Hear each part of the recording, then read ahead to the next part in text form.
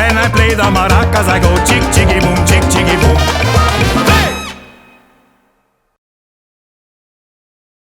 Welcome back to another episode of No Laughing Matter with Cuba Pete. I'm Pedro Joe Greer. I'm the Dean at the Roseman College of Medicine. And we have a podcast here, and the purpose of this podcast is the intersection of what happens in society and how we can change medical education and the physicians for the future to truly respond to what's needed.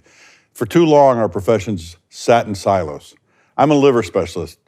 Apparently, that's all I was supposed to be interested in. But a liver's attached to a body, and that body's attached to family, and they're attached to other people, and there's a lot of things that can affect it. We have some of the most spectacular guests on this show, and today I want to present somebody to you who is one of the most impressive individuals I have had the pleasure of meeting. His name is David Marlin. David, welcome on the show. Thanks, it's an honor to be here, Pete. David has some incredible stories. He's originally from New York, I gotta say that, because Lou's from New York, so you can't miss that part. It's one of my favorite offshore islands, I gotta tell you. But Las Vegas is my home. That is exactly right. He is co-founder of Vegas Strong and now runs CrossRoads. Am I correct with that? Yes, both of those items. He has a fascinating background, having done his undergraduate work in New York at the, I'm not mistaken, the New York State University? Yeah, SUNY Stony Brook. Okay. I got a degree in economics. And then here in Las Vegas at UNLV, you had 2 degrees, MBA. Yes, a master's in business. And a master's in science and behavioral health, addiction. You're an addictionologist. I mean, you got a whole list. Apart from that, he's also a great golfer, a triathlete, and a boxer. So don't get him mad, because you know he's not going to get tired chasing you. And if he catches you, he's a boxer. I'm a lover, not a fighter. David, you have an incredible story. You really do. How did you come to this? How did you get there? I moved from New York to Las Vegas in 1988, and I started working at an HMO. You know, at the time, I was a whippersnapper who was adept at business and computers. And I worked there for 20 years while this insurance company really began automated everything. And as a younger professional with a proclivity to computers, I ended up being able to use my skill to go in various departments, whether it was product development, I ended up running underwriting, I ended up running the claims department. I had progressive jobs up to CEO of the insurance company. When I became saved from myself in 2005, and I went to treatment for an alcohol problem, I ended up having a skill set that was critical for being able to provide treatment, which was I was completely understanding of the US payer system. So I opened up a little 10-bed rehab, and what I considered penance was my problems now became getting prior authorization and getting claims paid for the next 15 years of my career. Now you're on the other side of the fence. I was, and I lamented some of my prior behavior during that journey.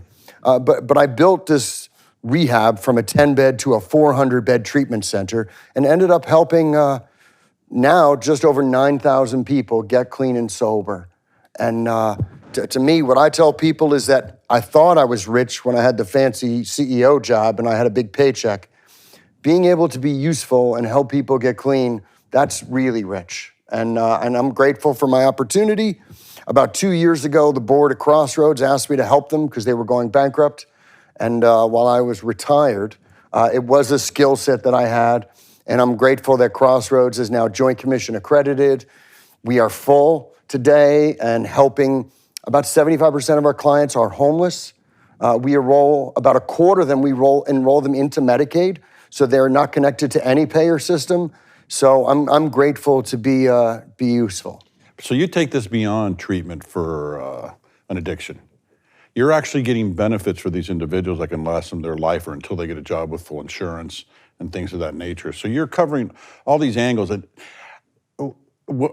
when you became sober and you made this decision, what sparked you to do this decision? Was it your upbringing? Was it? I have a 19-year-old son, and I'd end up coming home, and I saw my 3-year-old son and his mom, and I could rationalize that his mom was mean. I could not rationalize not wanting to be with a perfect 3-year-old boy. So he ended up helping me get insight into my own behavior. So it is in that moment that I decided to seek help. And the idea that me, an Italian, oldest male from New York, is going to say help is contra to the way I'm wired. Yes. But it ended up being the best thing I ever did, was saying I need help. Well, the best thing, not just for you and your family, but for 9,000 other people. Yeah. And who knows how many people I would have continued to hurt in my selfish prior behavior. You know, it's interesting. There was a report that came out in 2013, 2014, that almost 7% of Nevadans had an alcohol problem. And that is in line with SAMHSA's data. They say about 9% of now. U.S.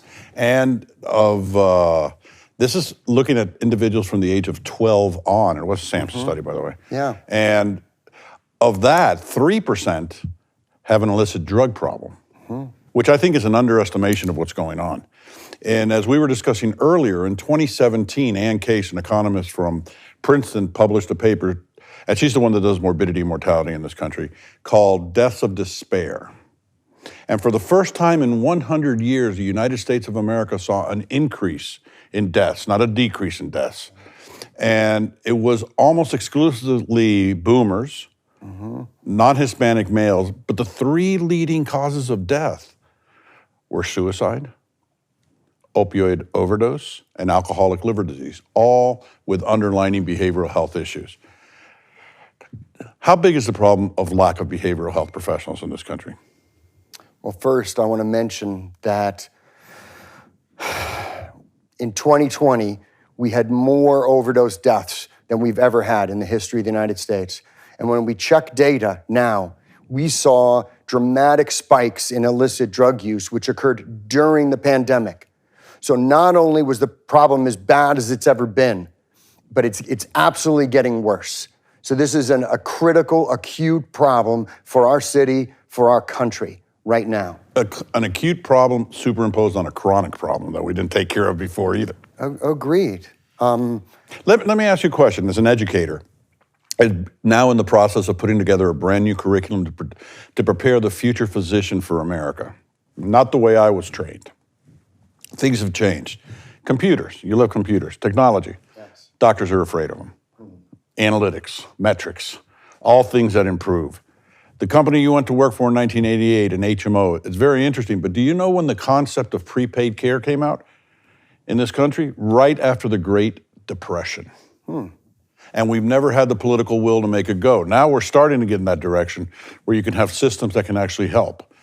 But with your experience, and I'm going to say you're a pretty brilliant fellow, what would you recommend to us as an outsider that says, doctors miss this? I would say 2 things. 1, start with yourself. Rather than going to change the world, start with yourself and, recognize that 1 in 10 of you have an alcohol or a substance use issue, and you're probably in denial, and you're probably telling yourself you don't have it. So recognizing that there's nothing wrong with asking for help. It's totally reasonable and protected by CFR 42 as well as HIPAA for you to go get a private drug and alcohol assessment and get a barometer check to see where you are, because too many of us are struggling, and it's okay to get help.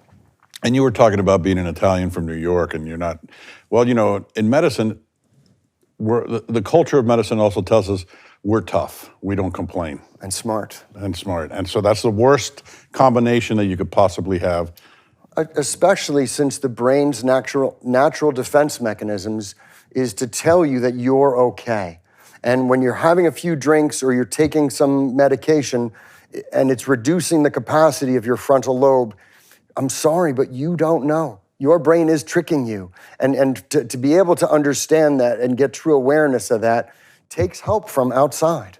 And it's interesting, as a liver specialist, that when a patient comes in, they will tend to downplay the amount of alcohol they drink. I mean, one of the tricks that one of my mentors taught me was not to ask how much do you drink, ask what do you drink, and then give them an exaggerated amount. and they'll always come back. I drink beer. Do you drink 2 cases a day? No, I never drink more than 1. And so, but it's important for a patient to understand that when a physician asks this question, it's for their health.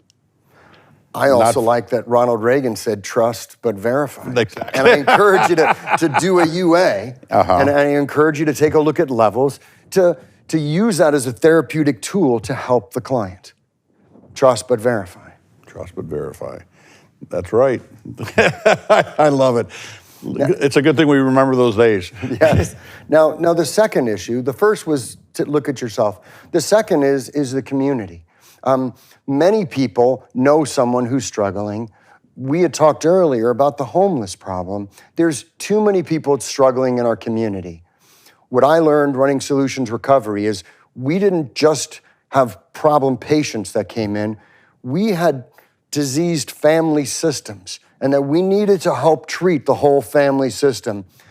With our community, the whole community right now is engaging in unhealthy behavior, and by supporting people who are engaging in daily illicit drug use, that's enabling.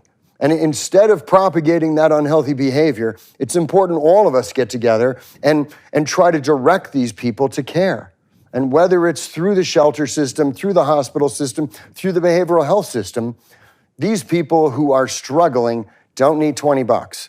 These people who are struggling, they need health care. Yes, I agree with you. And healthcare has to get out of its silo.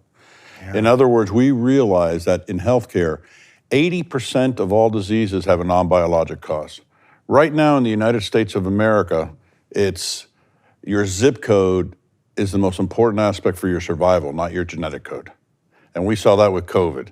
So if we as physicians isolate ourselves to only the disease, we're doing nothing really to help the patient. So these non-biological causes we call social determinants of health. It could be, like you said, the family unit. It could be transportation. It could be food inequities. It could be racism. It could be a lot of different things that occur in society that we need to train our future physicians in if they really want to make this country healthier. Because if you look at the statistics of the United States of America, we have more patents than anybody else. We got the top of the line equipment. However, our survival, we rank in the, it's not only decreasing, we're falling behind third world nations. And so we have to bring back this pride that we want to be number one. And we want to be number one in making everybody healthy. So you have the most complicated case, a homeless individual with a substance abuse problem. And understanding that people with substance abuses, especially from lower socioeconomic areas, or any area, once they lose their job, they're going to steal from family and friends. And when you steal from family and friends, that closes doors. And you got to bring that door back open and really help these people. Talk to me a little about that, because really I started my career with the homeless. This was in the early 1980s when crack was an issue. Crack and then AIDS hit, so that was interesting. And talking about Reagan, we had a big recession back then too. Right. But, I mean, tell me what it's like today. Well, first, I'm going to tell you that when I was a kid in Long Beach, one of my best friends, we swam out to the sandbar, he ended up holding me under the water. When he held me under the water, even though he was my best friend, I started kicking and punching him because I'm physiologically dependent on oxygen. And even though I love this person, I would hurt them to get what I need. Now, once you pull me out of the water and you put me next to my friend, I still love him, he's still my friend, but I had to hurt him to get what I needed. Now, I use that same analogy for somebody who is physiologically dependent on opiates. Mom, dad, they love you, but they physiologically need to get the opiates. So we need to separate the disease from the behavior. And the issue for a person who is struggling isn't incarceration, it's not blaming, it's not hatred. It's just get them treatment to physiologically separate them from the substance, and then begin the longer process of psychologically separating them from the substance. How many David Marlins do we need in Clark County to have enough treatment beds? We definitely need more. If we use the SAMHSA numbers we talked about, and there's 2 million people, it means we have 180,000 people with a substance use disorder in this valley. That's a lot of treatment that we need to give Fortunately, a lot of it can be delivered at an outpatient level of care. So we do have to stop the healthcare system's prevention of treatment methods of managing costs and move to encouraging, maybe even doing outreach to get people outpatient care so we could reduce the amount of people that need inpatient acute care. We certainly need more of both, though. Well, I'll tell you one thing. If you actually had enough treatment centers, that would improve somebody's health in the long term. And even if there's recidivism, while they're in the treatment center, they're clean. Right. And there's going to be recidivism in anything in the world that occurs, but it's all these other support services that they need to have. Right. To be able Which, to make. with case management, we get them plugged into. When you talk about relapse rates, I want you to know when you compare asthma, hypertension, diabetes, and someone goes in because they have high blood pressure and they see a doc and they get some treatment, the relapse rates are very similar to those chronic illnesses as they are to addiction. So just because you've sent one person to treatment and they needed multiple treatments, if that you sent that same person in to see an oncologist and they ended up needing 90 days of chemo for a third or fourth time, no one would yell at them that you need more cancer treatment. We would get them help.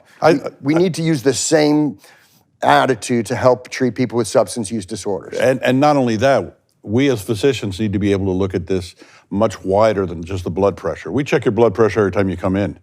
We don't ask you if you have a job every time you come in. Or do you give them a UA? You know, yeah, or give them a UA.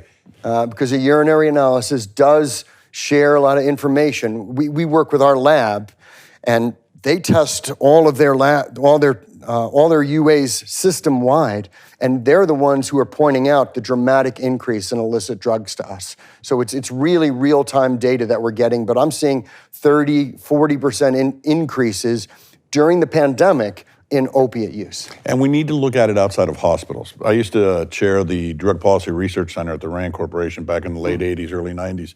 And it was interesting because the only data we had was hospital data. So the only data we had from emergency rooms were UAs. But you have to know how a doctor behaves in the emergency room. We don't get a UA on everybody. Right. We only get it on the ones we suspect. Yeah. So you're getting a skewed data. Right. It might have been much greater. It probably was. But if the complaint wasn't related to it or the patient didn't look like they were on a substance, there was no reason to test. Although it could be an incredibly strong contributing factor. As well as substance abuse exacerbates hypertension, exacerbates asthma, heart disease, cardiovascular disease, and it all fits together. You can't separate these things out. You have to take the whole human being as you have done. Yeah. By the way, I've already asked you, but I want you to take it even further. You gave me 2 examples of things we could do different in medical school. How often do we have to bring this point up of addiction and behavioral health? Because it can't just be a class. It has to run through like a thread, doesn't it? Yes, it does. And even in the behavioral health care profession, I talk to marriage and family therapists, I talk to social workers who are clearly not trained in treating substance use disorders, and I wouldn't want them talking to any of our clients. So you have to recognize just because you're a doctor doesn't mean I'm gonna want you to treat a cardiac patient or somebody who needs any other discipline. In behavioral health, there's different disciplines as well. And if you have a family system issue, having an MFT help is important. If you have a substance use issue, most counselors are trained to try to help clients reach their goals.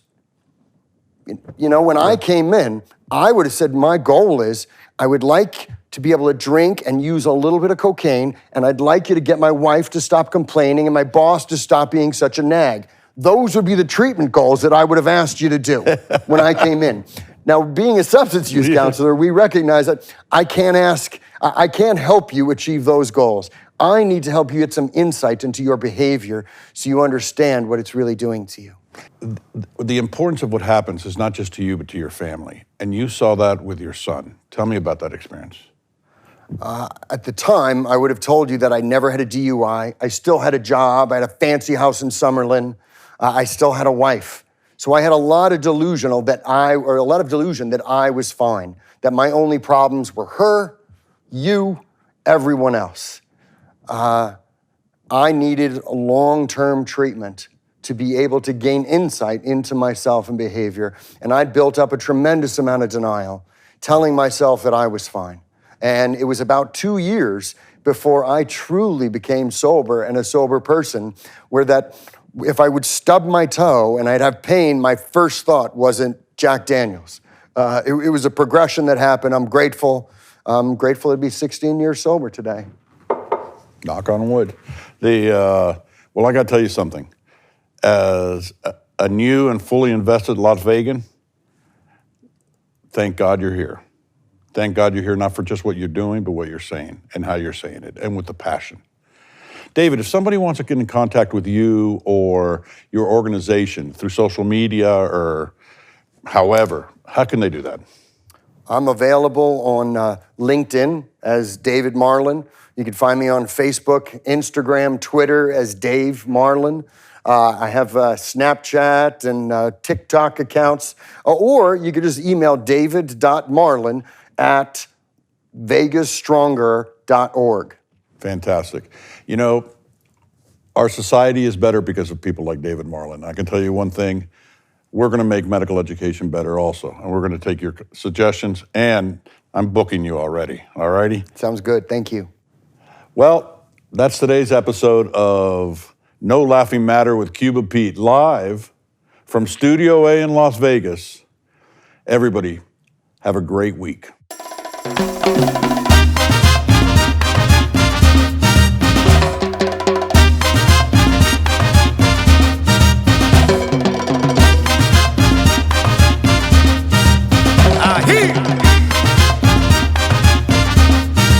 They call me Cuba Pete. I'm the king of the rumba beat. When I play the maracas, I go